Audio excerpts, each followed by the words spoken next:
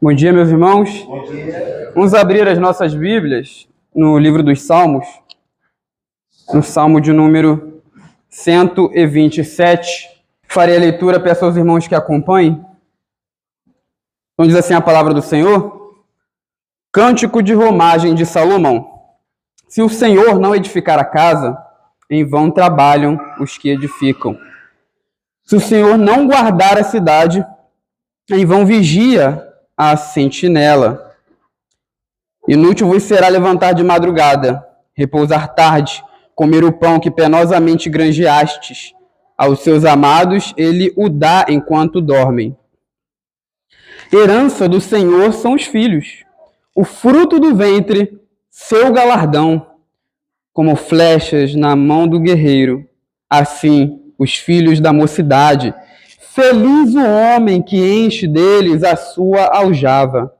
Não será envergonhado quando pleitear com os inimigos à porta. Vamos orar mais uma vez. Pai bendito, nos abençoe neste momento de exposição e aplicação da Tua palavra, Senhor.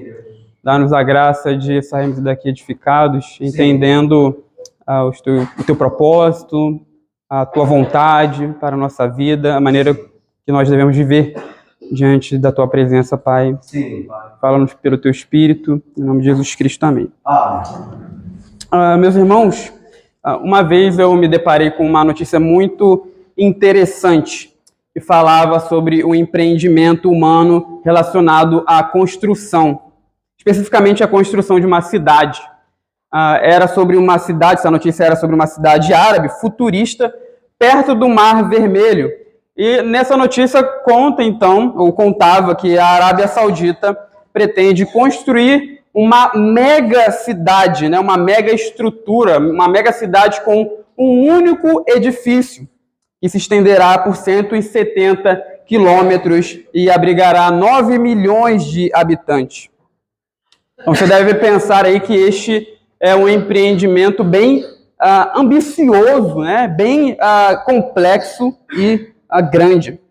Nós, seres humanos, temos os nossos empreendimentos. Nós costumamos fazer planos e nos aplicar a determinadas questões. Aliás, o nosso Salmo fala especificamente sobre isso. Ele começa falando sobre coisas da vida, questões da vida que normalmente nós investimos. Abrigo, por exemplo, nós vemos aí a questão da casa, né? Fala então sobre edificar um local, edificar um abrigo.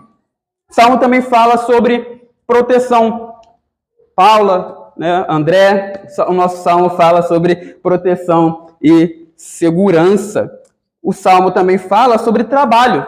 No verso de número 2, fala de alguém levantando cedo, fala de alguém repousando à tarde, comendo o pão que penosamente essa pessoa ganha.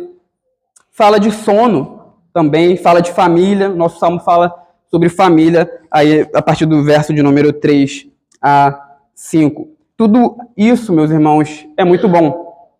Tudo isso é maravilhoso. Mas sem Deus nós fracassaremos em investir os nossos esforços em todas essas coisas. E é assim que o nosso Salmo começa. Irmã Tânia, Débora, Vitória, ele começa exatamente com essa afirmação. O Salmo de número 127 está dentro, então, do grupo maior de salmos, que são os cânticos de romagem. Nós, toda vez que a gente vem aqui e prega sobre os cânticos de romagem, nós relembramos essa ideia, né? O contexto em que esses salmos estão inseridos. Então, os cânticos de romagem são o grupo de salmos, ou é o grupo de salmos, que se encontra aí a partir do Salmo de número 120 e vai até o Salmo de número 134. São os salmos que os israelitas entoavam, cantavam ao Senhor enquanto eles partiam em direção a Sião, nas 3 principais festas de Israel. Interessante que enquanto essas pessoas, enquanto os israelitas partiam, peregrinavam, por isso que o nome é romagem, né, a ideia de uma peregrinação a um determinado local. Enquanto eles peregrinavam, eles então cantavam esse cântico aqui, esse poema, que ensina sabedoria para viver na confiança do Senhor. É isso que o Salmo 127 ensina. Ele está ensinando sabedoria para se viver na confiança do Senhor, para vivermos de tal maneira que não dependamos e não nos firmemos em nossa própria força, mas, na verdade, de que nossas realizações são presentes de Deus e que sem Ele tudo é vão. É isso que o Salmo nos ensina. Perceba que ele começa com a expressão em vão. Aparece 3 vezes no verso aí, entre os versos de número 1 e 2. Perceba aí, se o Senhor não edificar a casa, verso de número 1, em vão trabalham os que edificam. Então, em vão trabalham os que edificam, a primeira vez que essa expressão aparece. Se o Senhor não edificar, ou melhor, não guardar a cidade, em vão vigia a sentinela. Então, novamente, a segunda vez que a expressão em vão aparece no início do nosso salmo. E, por fim, no verso de número 2, inútil vos será levantar de madrugada. Essa palavra que foi traduzida aqui como inútil é a mesma palavra hebraica que foi traduzida como em vão. Então, poderia ser entendido também aqui, ou traduzido também como em vão será levantar de madrugada. Então, essa expressão aparece 3 vezes, mostrando que sem Deus nos ajudando, sem Deus colaborando conosco em nossos empreendimentos, tudo é vão. Mas o que exatamente isso significa? Dizer aqui no Salmo que algo é vão. Normalmente nós usamos essa expressão quando nós nos referimos a algo que é inútil, algo que é sem sentido, sem valor, algo que é vazio. Essa palavra tem esse significado também, essa expressão, né, tem esse significado. Mas, aqui no nosso Salmo, o que o salmista quer mostrar é que, sem Deus, nós seremos mal-sucedidos, nós seremos alguém que emprega esforço em algo que não dá resultado, em algo que é ineficaz. Então, a ideia aqui é que nossas ações só têm um bom resultado quando o Senhor trabalha para completá-las, de modo que o sucesso depende do Senhor e não dos nossos próprios esforços. Então, essa é a ideia aqui com a expressão em vão. Então, o que nós aprendemos já aqui no início do nosso Salmo? O Salmo nos ensina, meus irmãos, a reprovar todo o senso e toda atitude de autossuficiência. Se nós dependemos do Senhor para termos sucesso nos nossos empreendimentos na vida, então o Salmo ele está reprovando a autossuficiência, porque sem o Senhor nós não conseguiremos ter resultado. E é interessante que a autossuficiência foi um dos primeiros pecados dos nossos primeiros pais.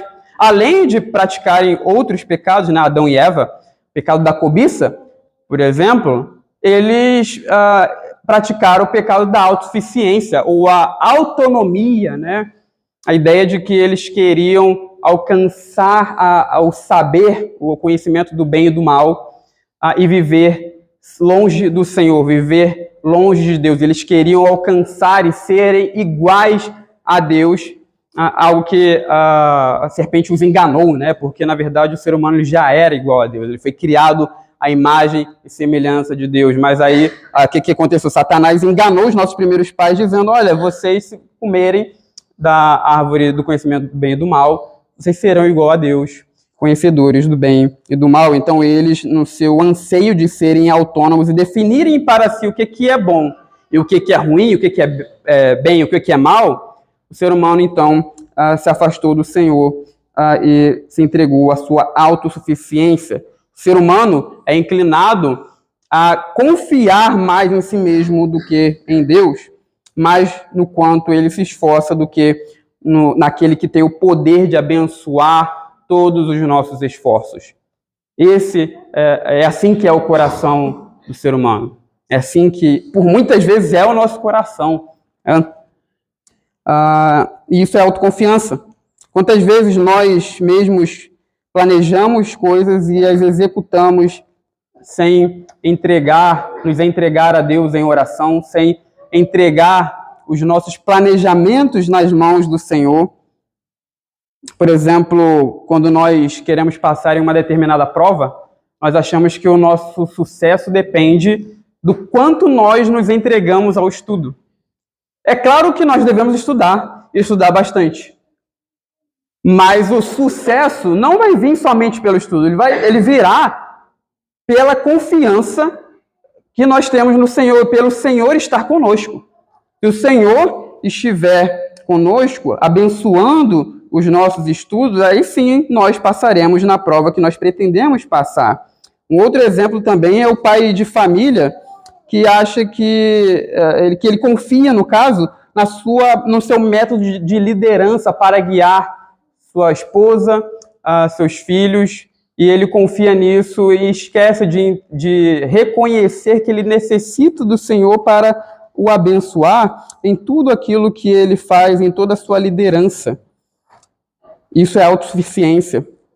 Outro exemplo também que nós podemos citar aqui são pregadores que confiam mais em seus métodos que eles usam nos seus sermões, na sua oratória, na sua entrega, do que no Deus que abençoa o resultado da mensagem.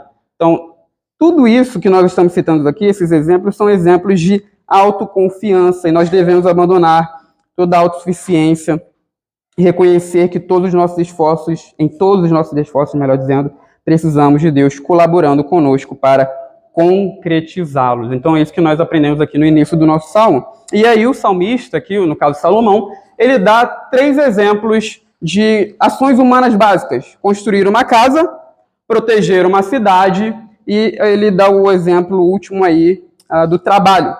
São coisas básicas da vida, coisas simples, mas em todas elas dependemos do Senhor. É necessário, então, a boa mão de Deus conosco.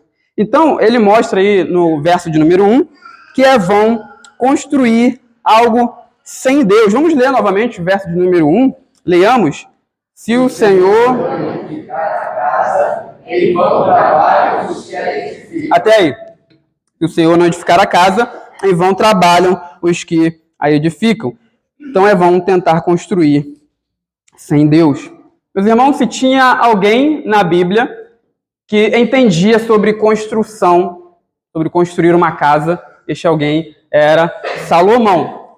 Vocês sabem muito bem que o primeiro livro dos Reis mostra, lá no capítulo 7, que o filho de Davi construiu para si várias casas, vários palácios. Ele demorou 13 anos para construir todos os seus palácios. Um deles, lá o texto conta que era um palácio suntuoso, grande, né? Que servia também como um local onde Salomão guardava o arsenal de guerra, escudos de ouro e armas também. E aí também Salomão fez uma casa para a sua esposa, a filha de Faraó, mas a maior construção que Salomão edificou, a casa pela qual ele ficou mais conhecido por ter construído, é a casa do Senhor.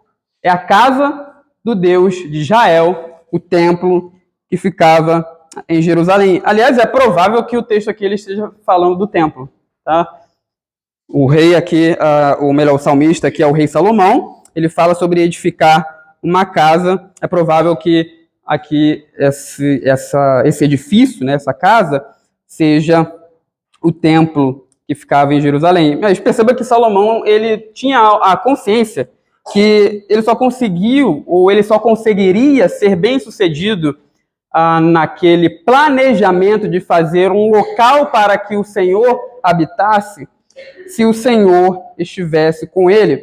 É interessante isso porque você lê lá a história, toda a história que levou à construção do templo. Davi, ele começou planejando essa construção e ele deixou tudo preparado, todo o material preparado para que Salomão fizesse isso. Além de tudo, além de todo esse preparo que o rei Davi fez, Salomão ainda contou com a ajuda de várias pessoas que entendiam sobre edificar coisas, né? Então, ele tinha tudo preparado, tudo pronto ali para construir a casa de Deus. Mas ele sabia que todo esse preparo, tudo isso que ele possuía, sem Deus, ele não conseguiria construir a casa do Senhor. Porque sem Deus, nós vão tentar construir algo sem Ele. Então, é interessante que o que o Salmo nos mostra aqui, o que ele nos ensina nesse trecho. Que nós não devemos investir tempo em construir algo que Deus não está colaborando conosco para que nós alcancemos o sucesso, porque sem Ele isso será vão. Será investir esforços em algo que não dará resultado. É interessante que o Salmo aqui, ele, observe comigo, que ele fala de pessoas que já estavam edificando a casa. Perceba que ele não diz, se o Senhor não edificar, então não comece a construir. Ele não diz, se o Senhor não edificar, se o Senhor não construir, então não meta a mão nisso, não construa. Ele não fala isso. Ele fala de pessoas, no verso de número 1, que já estavam edificando, que já estavam construindo. Então, se o Senhor não edificar, é vão, é sem sucesso, será sem resultado aqueles que trabalham nesse projeto de edificação. Então, é possível, meus irmãos, que nós nos esforcemos em construir algo em nossa vida no qual o Senhor não está envolvido para nos dar sucesso em nossos esforços. É possível que nós construamos coisas, colocamos os nossos esforços em construir algo, edificar coisas em nossa vida, em que o Senhor não está envolvido para nos dar sucesso em nossos esforços. A gente pode citar aqui o exemplo de um relacionamento. Quantas pessoas, quantos casais se conhecem e Deus está dando vários sinais de que Ele não está aprovando aquele relacionamento.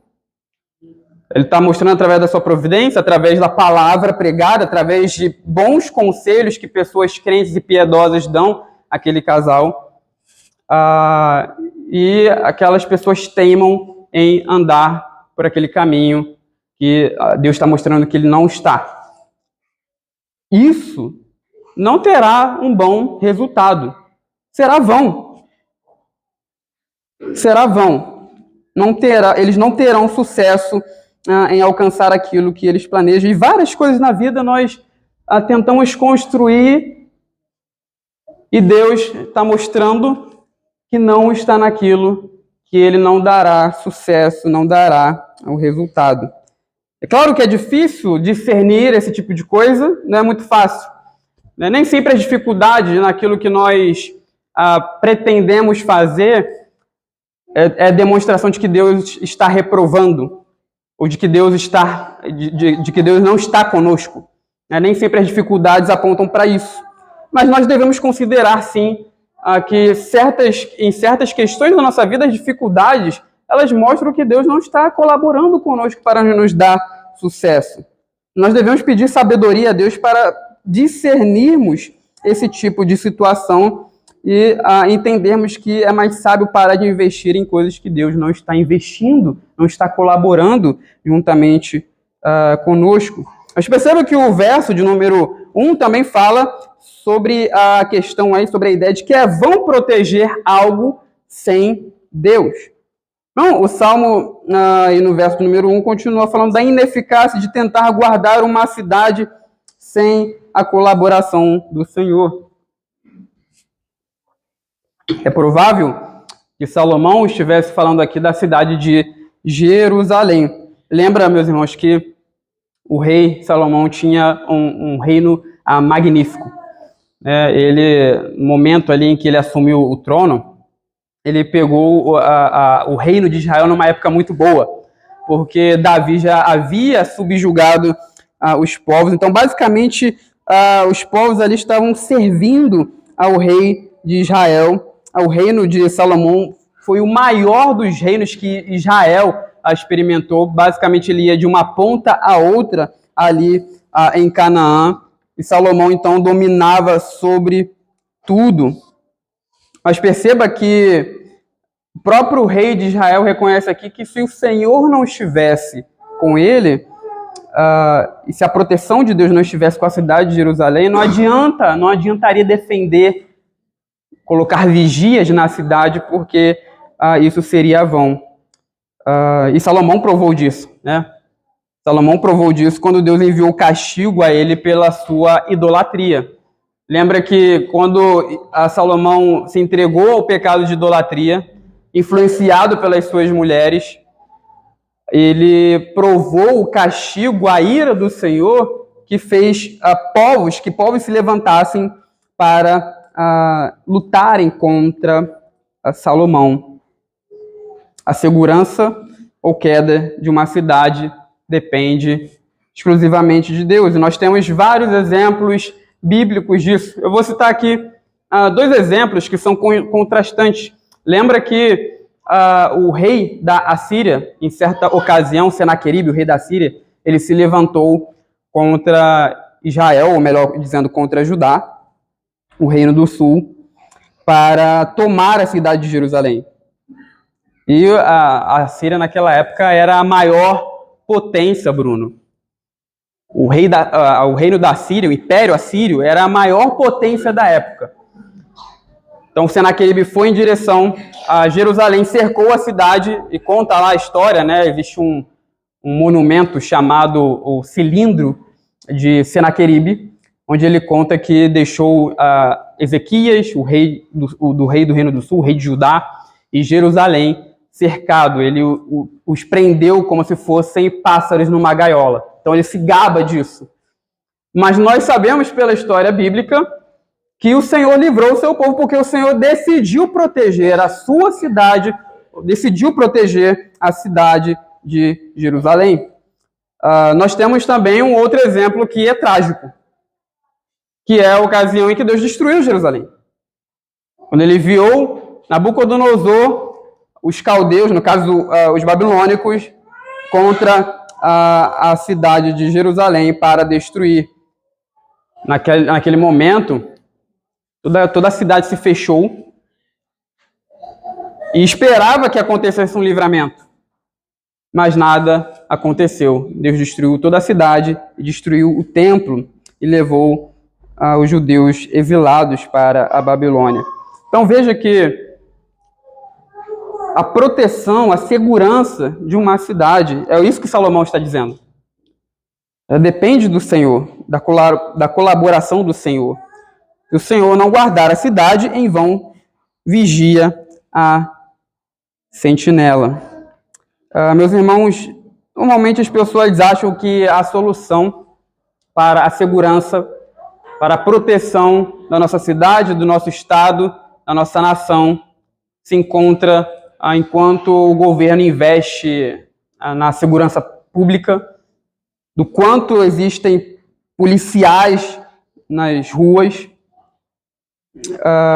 mas veja que o Salmo, ele não ensina isso. É claro que os magistrados devem investir na segurança. Deve haver policiais nas ruas para proteger a população. Deus protege através dessas coisas, através desses meios. Mas sem o Senhor, tudo isso é vão. Você pode colocar o exército todo na rua e não vai haver segurança. Não vai haver segurança, porque tudo depende, em última instância, ou como causa primária, do Senhor estar conosco, abençoando todos os nossos esforços, tanto em construir coisas quanto em proteger coisas. Por fim, o nosso Salmo, ele fala aí nessa primeira parte que é vão o excesso de trabalho. Vamos ler o verso de número 2? Leiamos. Inútil vos será repousar à tarde, comer o pão que penosamente granjeastes, aos seus amados ele o dá enquanto dorme. Então essa parte do Salmo fala basicamente sobre alguém que levanta cedo e termina o dia comendo o pão da aflição. É exatamente essa expressão que aparece no texto hebraico, né? O pão que penosamente granjeaste é literalmente o pão da aflição, alguém que está afoito pelo trabalho e se entrega aquilo de modo que a pessoa dorme pouco e o pão que a pessoa ganha se torna um alimento da aflição. Mas perceba que o texto fala que aos seus amados ele dá o sono. Tá? Aos seus amados ele dá o sono. Essa expressão aqui, enquanto dormem, é literalmente ele dá o sono aos seus amados. Então, o que o Salomão está dizendo aqui? Que o sono, o descanso, faz parte da dádiva de Deus para a humanidade, especialmente para aqueles a quem ele ama, os seus filhos, o seu povo. Aqui, os amados pode ser uma alusão ao povo de Deus, no caso aqui no Antigo Testamento, Israel, e para nós hoje, o Israel da Nova Aliança, que é a igreja. Então, o sono aparece aqui como um símbolo da vida feliz, um símbolo da calma e da plena expressão de confiança no Senhor. Quantas pessoas se entregam ao trabalho excessivo? É claro, meus irmãos, às vezes o nosso trabalho vai exigir muito de nós. Mas tem pessoas que se entregam ao trabalho porque não confiam em Deus. Passam a vida toda delas trabalhando, não tem nem tempo para a família, não tem tempo para a igreja. Ter tempo tem, né? Só que prefere trabalhar do que vir para o culto, né? Do que vir para as reuniões semanais, do que participar dos eventos e das reuniões do povo de Deus. Quantas pessoas vivem assim para, no final do dia, comerem o pão da aflição? Tudo que elas conquistaram, elas não levarão com elas. Vai ficar tudo aí. E é um estilo de vida, é um tipo de vida que demonstra que a pessoa não confia no Senhor. Não confia no Deus que tudo rege, que tudo faz, e que Ele pode proteger, guardar e sustentar os seus filhos. Então, o sono é uma boa dádiva de Deus, e quando nós dormimos, nós estamos mostrando que nós confiamos no Senhor. É isso que Salomão aqui está mostrando. E o Salmo, então, caminha aí para o versículo, ou melhor, os versos de número 3 a 5, que fala dos filhos como a herança do Senhor. Os filhos são a herança do Senhor. Vamos ler, então, o verso de número 3. Leiamos. Herança do Senhor são os filhos, o fruto do ventre. Então, aí o verso número 3 fala que os filhos são a herança do Senhor. Mas em que sentido o Salmo diz isso? Normalmente, quando nós falamos que os filhos são herança de Deus, nós sempre dizemos isso no intuito de afirmar que nossos filhos pertencem ao Senhor. Ou seja, Deus nos deu, mas eles pertencem a Ele, no caso ao Senhor. Isso é verdade. Até porque tudo pertence a Deus. Tudo é dele. Tudo é de Cristo, né? Diz Paulo. Mas o Salmo aqui, qual que é o intuito dele? É mais provável que Salomão esteja dizendo que os filhos são herança, ou melhor, são dádivas de Deus para nós. Tanto é que ele vai falar aí que ele vai colocar em paralelo o fruto do ventre, o seu galardão. Aqui é o fruto do ventre, literalmente salário. Então, os filhos são a herança do Senhor, é o salário, né, de Deus para nós. Né? A ideia de que Deus é o Criador da vida e a vinda de filhos deve ser visto como algo que Deus dá aos pais. Então, os filhos são dádivas preciosas, são presentes que Deus nos dá. E o Salmo, ele então diz que esses filhos que o Senhor dá como dádiva, eles são como flechas na mão do guerreiro, no verso número 4. Assim, os filhos da mocidade. E termina o verso de número 5, dizendo que feliz o homem que enche deles a sua aljava, não será envergonhado quando pleitear com os inimigos à porta. Então, a ideia aqui do verso 4 e 5, qual que é a ideia aqui? É que os filhos, eles conferem vantagem a uma pessoa nas batalhas, nas tribulações da vida. E o Salmo destaca aqui especialmente, ou especificamente, nos confrontos à porta. O que isso significa? No Antigo Oriente, especialmente em Israel, aqui que é o contexto, as questões judiciais eram resolvidas na porta da cidade. Então, o filho, ou melhor, o homem que tinha muitos filhos, seria protegido por eles pelo fato de os filhos resolverem as questões judiciais pelo seu pai, que já está velho. Né? Então, essa é a ideia aqui, é o pensamento de que os filhos provêm, ou eles são pessoas que dão ao pai a proteção em tempos de tribulação e velhice. E aí ele fala aqui que os filhos são como uma aljava na mão do guerreiro, ou aljavas na mão de um homem valente. E é interessante isso, que isso aqui pode significar duas coisas. A primeira é que está falando aqui de uma ideia de ataque e defesa, ou seja, a ideia de flecha, né, de um guerreiro que atira com a flecha. Então pode significar que o filho é como esse guerreiro que protege e defende o pai na sua velhice. Ou pode ser também uma indicação de honra. Aqui que acontece? Na época em que o Salmo foi escrito, era comum um guerreiro que conseguisse segurar uma flecha com a mão, não é segurar e pegar a flecha que está parada, né? Mas segurar uma flecha que está vindo na direção dele, ele agarrar a flecha. Então, esse guerreiro seria famoso, né? Ele seria muito honrado, porque é difícil, né? Imagina a dificuldade. Às vezes a gente está com uma bolinha de papel assim, brincando com as pessoas, a pessoa não consegue nem pegar, tem gente que é toda atrapalhada, né? A gente viu aqui na EBF, né, no teatro, que tinha um personagem todo atrapalhado. Então, aquele personagem não conseguiria pegar uma flecha com as mãos. Mas, então, é difícil, né? É um feito muito honrado, de fato. Então, pode ser que o Salmo esteja falando disso, dessa pessoa que consegue segurar uma flecha com as mãos. E o filho, no caso, seria como isso, né? Ele seria uma honra para o pai. Os filhos da mocidade são honra para os pais na sua velhice, porque eles conseguem guardar, sustentar os seus pais. Então, meus irmãos, veja que o nosso salmo ensina que os filhos são dádivas de Deus. E se eles são dádivas de Deus, nós devemos ser gratos a Ele pelos filhos que Ele nos deu. E você tem sido grato a Deus pelos filhos que Ele te deu como presentes da sua divina mão. No mundo que nós vivemos, no mundo pós-moderno, você percebe que o conceito de família ele é completamente corrompido. Ele tem sido completamente corrompido. As famílias estão desestruturadas por causa de ideologias anticristãs.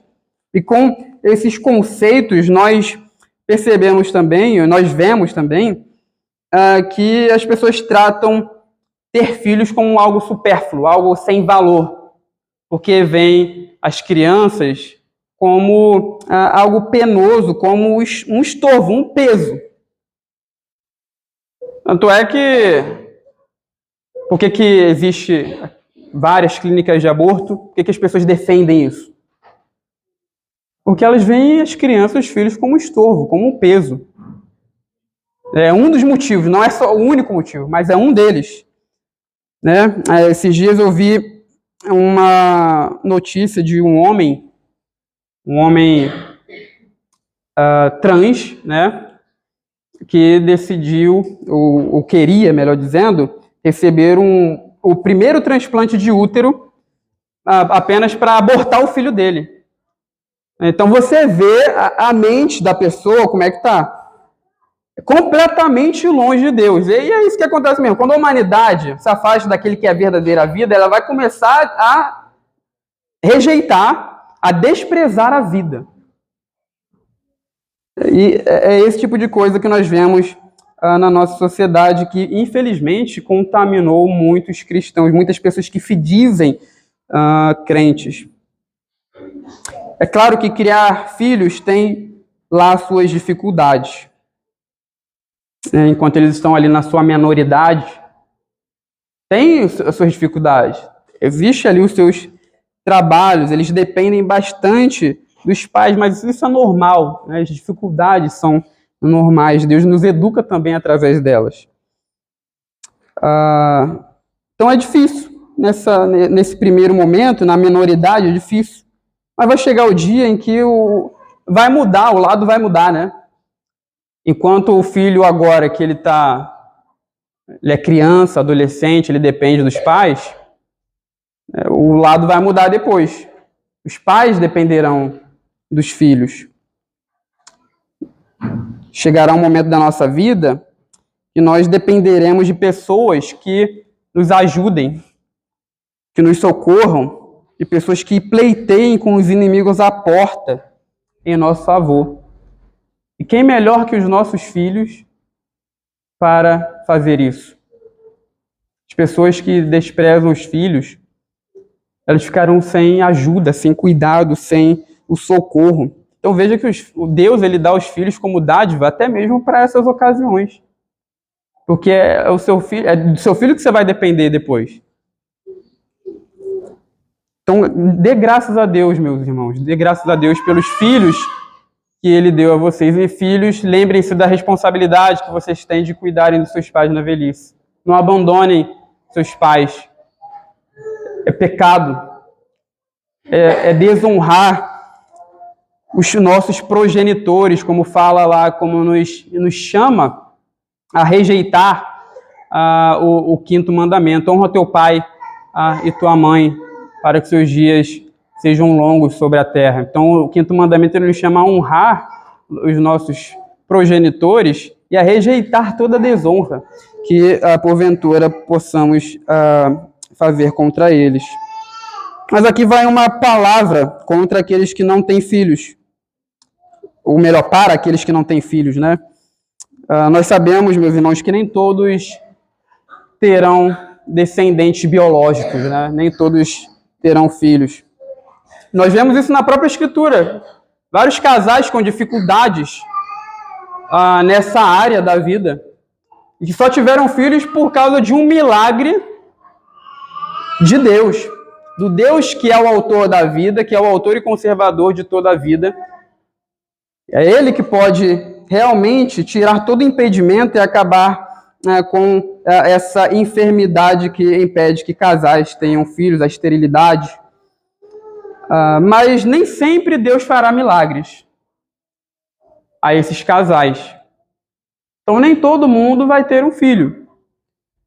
Mas ainda é possível que Deus te conceda outros tipos de filhos. Filhos na fé. Paulo, por exemplo, considerava Timóteo seu filho na fé. Ele escreve aos Gálatas também e chama eles de seus filhos. Meus filhos, por quem sinto dores de parto, até ser Cristo formado em vós, Gálatas 4:19. E por vezes Deus, então, privará certos casais de ter filhos, mas Ele dará esse tipo de filho, filho na fé. Pessoas que ouvirão a mensagem do Evangelho através da sua vida. Pessoas que Deus colocará na sua vida para você discipular, para você cuidar e ensinar os rudimentos da doutrina, na caminhada cristã. Essas pessoas também são dádivas de Deus para nós. São herança do Senhor para nós. Não despreze essas pessoas. Cuidem delas também. E agradeça a Deus por conceder também a você filhos na fé. O Salmo, então, meus irmãos, terminando, ele nos lembra que todas as coisas boas que desfrutamos são dádivas de Deus. E que sem Ele tudo será sem resultado. Tudo que nós fazemos depende do Senhor. E nós não teremos sucesso confiando em nossa própria energia, em nossos próprios recursos. Então perceba que o Salmo está ensinando não é que você não deve edificar casas, ou edificar coisas, construir coisas. O Salmo não está ensinando também que nós devemos negligenciar todos os meios que temos para proteger cidades ou para proteger coisas ou algo na nossa vida. O Salmo também não está ensinando que nós não devemos trabalhar, no verso de número 2. Ele não está dizendo isso, né? O Salmo não está ensinando que nós devemos ser preguiçosos e negligentes em todas essas coisas. Aliás, a sabedoria bíblica ensina exatamente contra essa ideia. Né? Lembra lá que Provérbios fala várias vezes incentivando que nós devemos ser diligentes, que nós devemos trabalhar, vai ter com as formigas, ó preguiçoso. Então a sabedoria bíblica nos ensina a sermos zelosos e a nos empenharmos naquilo que nós planejamos, naquilo que nos nossos empreendimentos, né? Então o Salmo não ensina preguiça, não ensina negligência.